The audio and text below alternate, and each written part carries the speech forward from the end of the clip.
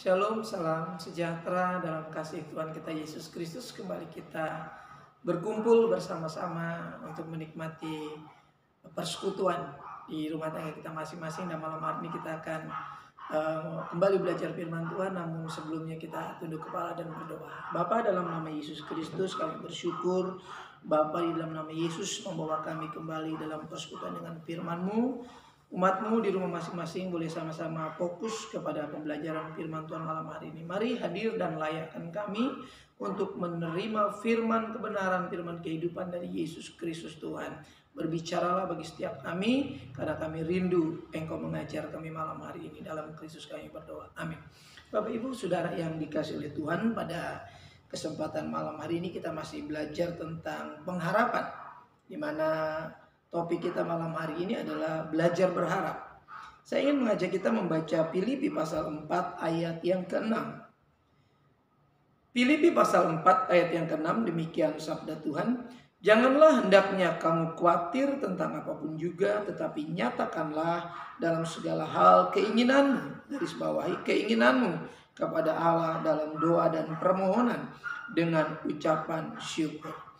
Bapak Ibu Saudara-saudari yang dikasihi oleh Tuhan, belajar berharap ini menjadi sangat perlu dan penting bagi kita, karena sebagai orang percaya kita tentu tidak kehilangan keinginan-keinginan dalam diri kita sebagai manusia yang sempurna di dalam Tuhan. Namun ketika kita punya keinginan-keinginan di dalam Tuhan, firman Allah sudah mengajar kepada kita supaya kita membawa keberadaan keinginan kita ini ke dalam sebuah kerangka berharap yang benar. Tuhan memberikan kita Roh Kudus untuk membantu kita terus berharap. Terlebih kepada hal yang paling pokok adalah berharap tentang kedatangan Kristus, berharap tentang kehidupan bersama dengan Kristus. Namun sementara kita belum mengalami itu, kita masih diizinkan, diluaskan berada di bumi ini, menjadi kesaksian, menjadi terang dan garam. Kita masih terus menghadapi yang namanya hidup berkeinginan, hidup berpengharapan. Setiap orang yang hidup tentu masih memiliki hal ini. Namun saya ingin membawa kita belajar. Kata belajar di sini bukan berarti kita sudah mencapainya, tapi kita akan terus belajar untuk mencapainya. Saya ingin mengajak kita, ada hal yang penting yang kita pelajari dan pahami perihal berharap kepada Tuhan. Tadi ayat tadi mengatakan, janganlah hendaknya kamu khawatir tentang apapun juga, tetapi nyatakanlah dalam segala hal keinginanmu, dalam segala hal. Ini tentu di luar konteks ya tentang hidup kekal. Ya, dalam hidup kekal kita cuma satu keinginan, kita tinggal menetap pada Tuhan dan di sana sudah sempurna semuanya. Namun ketika kita masih ada di bumi ini, begitu kompleksnya, begitu beragamnya keinginan-keinginan kita, sehingga kita harus betul-betul cerdas, jernih berpikir, menyeleksi. Kita bisa membedakan apa yang baik, apa yang benar, apa yang berkenan di dalam hal keinginan-keinginan kita. Dan di sini dikatakan, nyatakan dalam segala hal keinginanmu kepada Allah di dalam doa. Nah, yang pertama di poin ini adalah berharap di dalam doa. Bagaimana kita bisa berharap di dalam koridor hidup doa kita? Orang percaya sudah diajar ketika punya keinginan, punya pengharapan, punya satu ekspektasi, harus dibawa ke dalam kerangka hidup berdoa. Ya, kita sudah diajar berdoa oleh Tuhan Yesus, dan Roh Kudus juga membantu kita berdoa dengan keluhan-keluhan yang tidak terucapkan. Jadi ini tidak mudah berharap sambil berdoa, atau membawa pengharapan itu di dalam kehidupan doa. Kita tentu melihat di sini dalam 1 Korintus 7 ayat yang ke-32. Ya, saya coba mendekatkan dengan Filipi 4 ayat 6. 1 Korintus 7 ayat 32. Aku ingin supaya kamu hidup tanpa kekhawatiran. Perhatikan, Paulus sudah mengingatkan supaya kita hidup tanpa khawatir. Tadi ayat nats pembacaan kita Filipi 4 ayat 6 dikatakan, janganlah hendaknya kamu khawatir tentang apapun juga. Tentang apapun juga yang menyangkut kebutuhan-kebutuhan hidup kita selama kita ada di bumi ini. Perihal kehidupan kekal Tuhan sudah siapkan dengan pasti jika kita harus meninggalkan kehidupan yang fana ini. Namun dalam kehidupan yang fana ini pun kita masih harus terus berharap. Dan begitu banyak keinginan-keinginan kita sebagai makhluk yang sempurna yang diciptakan Tuhan. Tapi Paulus mengingatkan Kita berharap di dalam doa harus dipastikan tanpa khawatir. Hidup tanpa khawatir rasanya mustahil. Karena selama orang hidup banyak kekhawatiran menghantui. Namun sekali lagi Roh Kudus diberikan untuk menolong saudaraku. Jadi kita tidak punya alasan lagi, saya tidak bisa kalau tidak khawatir. Roh Kudus sudah diberikan supaya kita hidup tanpa khawatir. Ketika kita memberi ruang untuk Roh Kudus menolong kita, maka segala rongrongan yang berbentuk kekhawatiran, Roh Kudus akan memampukan kita untuk menolak. Kalau Alkitab mengatakan jangan khawatir, ya, hendaklah kamu jangan khawatir. Tentu Tuhan menginginkan kita hidup tanpa kekhawatiran. Tentu juga ekspresi-ekspresi kekhawatiran ini tidak boleh muncul. Orang yang khawatir kelihatan sekali ekspresi wajahnya. Nah, tentu ini tidak mudah dalam memperagakan kehidupan yang tanpa kekhawatiran. Tapi kalau Roh Kudus mendiami kita, maka apa yang keluar dari ekspresi kehidupan Kristen kita adalah kehidupan yang tidak mengekspresikan kekhawatiran, mencemaskan, bahkan menggelisahkan. Tentu orang dapat melihat apakah kita khawatir atau tidak, apakah kita sedang tegang menghadapi kehidupan kita, resah, ya, kita tertekan atau tidak, orang bisa melihatnya. Namun ketika kita hidup di dalam Roh Kudus yang diberikan Tuhan, maka tanpa kekhawatiran itu akan menjadi sebuah realitas. Kekhawatiran adalah sesuatu yang tidak perlu ada di dalam diri kita. Saya mau mengajak kita membaca Matius 6 ayat 27. Matius 6 ayat 27.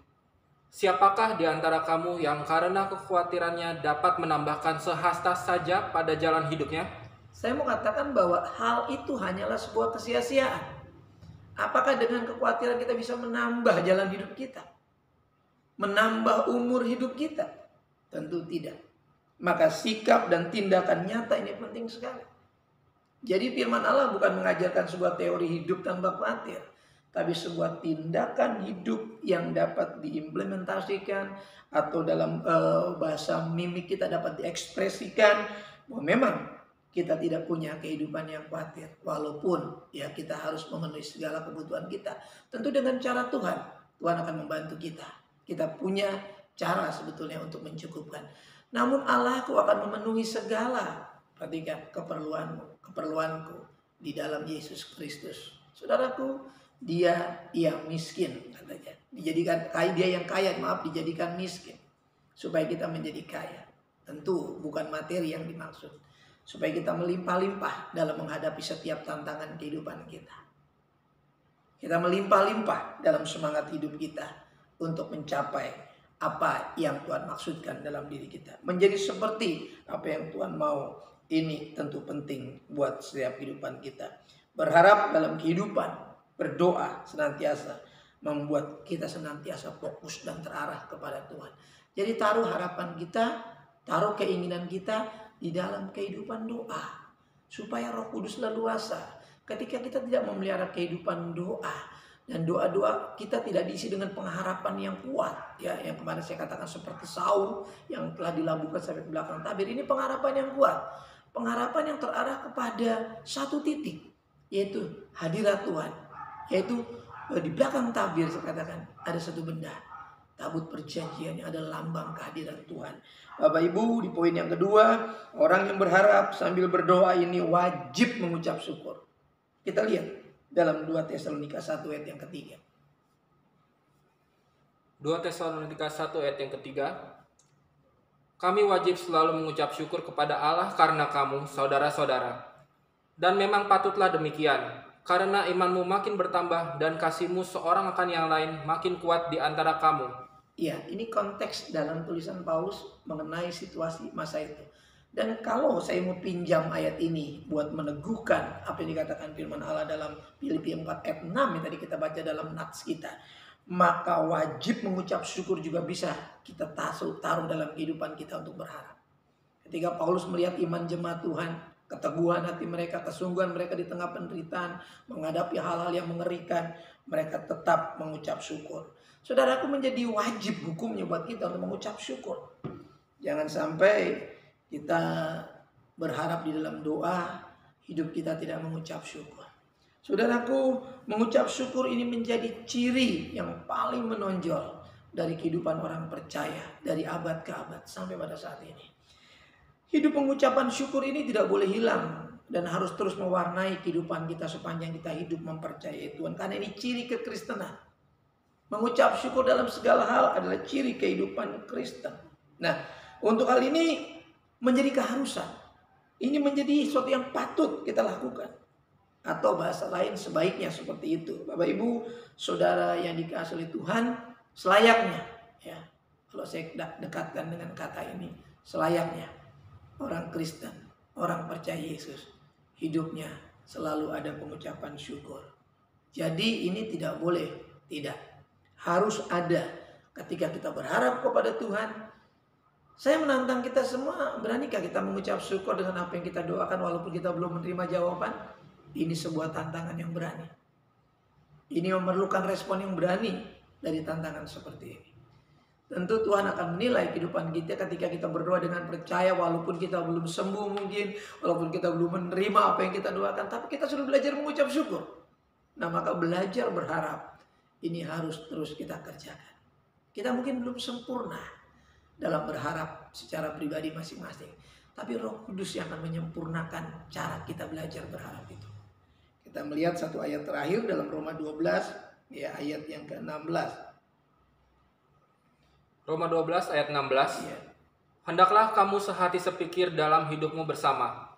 Janganlah kamu memikirkan perkara-perkara yang tinggi, tetapi arahkanlah dirimu kepada perkara-perkara yang sederhana. Janganlah menganggap dirimu pandai. Hendaklah kamu sehati sepikir dalam hidupmu bersama. Kalau ini ayat saya terapkan dalam ibadah rumah tangga, tentu dalam berharap, ya, di dalam doa setiap keluarga kita masing-masing, kita harus sehati sepikir. Beberapa waktu lalu sudah pernah saya singgung, ketika satu keluarga tidak bersepakat, bagaimana mungkin kita bisa menerima? Hidup bersama, hidup dalam satu keluarga harus sehati sepikir. Jangan sekali-kali kita memikirkan perkara-perkara yang tinggi. Ini tentu bukan perkara surgawi. Kalau perkara surgawi kita harus pikirkan di perkara yang tinggi. Tapi ini perkara-perkara di dalam pikiran kita selama kita masih ada di dunia. Kita nggak boleh berpikir lebih daripada yang patut kita pikirkan. Ya, tetapi arahkanlah dirimu kepada perkara-perkara yang sederhana. Simple saja. Ya, Allah tahu kapasitas kita untuk menerima segala apa yang kita harapkan. Allah tahu mencukupkan, memenuhi. Ya, perhatikan. Jadi simple saja sebetulnya. Kita tinggal berharap, percaya, nanti Tuhan akan memenuhi segala apa yang masih kurang. Tentu yang dipenuhi. Kenapa kita berharap? Karena kita merasa kurang. Kenapa kita mengingini? Karena kita memang perlu. Tuhan tahu, Tuhan akan memenuhkan segala keinginan keperluan kita menurut kehendak-Nya. Ingat, di dalam Yesus Kristus. Janganlah menganggap dirimu pandai. Meletakkan diri di bawah tangan Tuhan yang kuat, ya ini perlu, saudaraku. Jadi perlu kita perhatikan dalam hal berdoa dan berharap ini. Mengkontrol pikiran kita. Waktu kita belajar berharap di dalam doa, pikiran kita harus dikontrol untuk tidak melampaui apa yang patut kita pikirkan. Kemudian mengarahkan diri. Perhatikan. Jangan sampai kita berharap tapi kita mengarahkan diri kita secara salah. Kemudian kita mengendalikan diri kita. Dan kita kemudian menaklukkan pikiran kita pada kehendak Allah. Saudara yang dikasihi oleh Tuhan, berharap yang seperti ini bisa mengatasi keadaan kita. Ya, bisa melampaui segala pergumulan kita. Biarlah kita terus belajar berharap dan izinkan Tuhan menggenapinya. Izinkan Tuhan menjawab setiap keinginan kita. Dan izinkan Tuhan, selalu saya katakan, beri ruang buat Tuhan melakukan perkaranya di dalam diri kita. Jangan kita tutup dengan banyaknya keinginan kita sampai tidak ada waktu untuk Tuhan memberkati kita. Terlalu sibuk kita menuntut Tuhan, itu tidak baik. Tapi sebatas apa yang perlu kita sampaikan, pengharapan kita yang di dalam doa itu. Nah, dari kerelaan hidup kita, keikhlasan hidup kita mau bisa belajar untuk mencapai kehidupan dalam berpengharapan. Ya, ini pasti tidak akan membuat kita kecewa. Belajar berharap malam hari ini bersama saya, kita semua bersama firman Allah, kita semua pasti kita bisa mencapai kesempurnaan di dalam pengharapan kita. Kita tunduk kepala. Terima kasih Tuhan Yesus buat firman-Mu yang boleh memotivasi, mengarahkan kami, memberikan inspirasi baru bagaimana selayaknya, sepatutnya, sepantasnya kami berharap, yaitu di dalam kehidupan doa. Kami boleh menyatakan keinginan-keinginan kami di dalam doa dengan pengucapan syukur, karena itu wajib bagi kami untuk selalu mengucap syukur, supaya kami belajar percaya walaupun kami belum menerima, kami sudah diajar untuk mengucap syukur, karena kami percaya kami pasti menerimanya. Di dalam nama Tuhan Yesus Kristus. Terima kasih. Terpujilah Engkau Tuhan kekal selama-lamanya. Amin. Bapak Ibu, saudara yang dikasihi Tuhan, selamat malam. Terima kasih untuk doa-doa saudara. Terima kasih untuk kebersamaan saudara. Tetap setia bersama saya menantikan kedatangan Tuhan dengan hidup belajar firman Tuhan. Melalui ibadah rumah tangga ini, doa saya senantiasa kepada Tuhan supaya saudara semua sehat, yang dalam pemulihan, yang dalam penyembuhan, dalam keadaan sakit, di rumah sakit maupun di rumah. Percayalah Tuhan pasti akan menolong yang dalam kekurangan, dalam pergumulan hidup, dalam rupa-rupa persoalan. Tetap arahkan hidup kita kepada Tuhan. Percayalah Tuhan pasti akan menyelesaikan setiap pergumulan kehidupan kita, jikalau kita tetap tinggal setia. Saya tetap menantikan saudara untuk terus bersekutu, dan terima kasih juga kepada tim online yang senantiasa setia melayani Tuhan lewat jemaat ini, lewat media ini. Dan pesan saya untuk kita tetap menjaga kesehatan, menerapkan protokol kesehatan, menggunakan masker, mencuci tangan, menjaga jarak dan menghindari kerumunan, dan juga tetap disiplin dalam peribadatan, disiplin dalam kehidupan di rumah tangga kita masing-masing. Tuhan menyertai kita. Selamat melewati malam ini, dan kita akan masuk di dalam doa. Mensyukuri apa yang Bapak buat sepanjang hari-hari hidup kami yang singkat di bumi ini. Kami percaya kalau kami masih ada sampai hari ini adalah kesempatan untuk kami belajar firman Tuhan. Kalau kami masih hidup sampai hari ini kesempatan belajar untuk kami memperbaiki diri dari segala kesalahan, kekeliruan kami.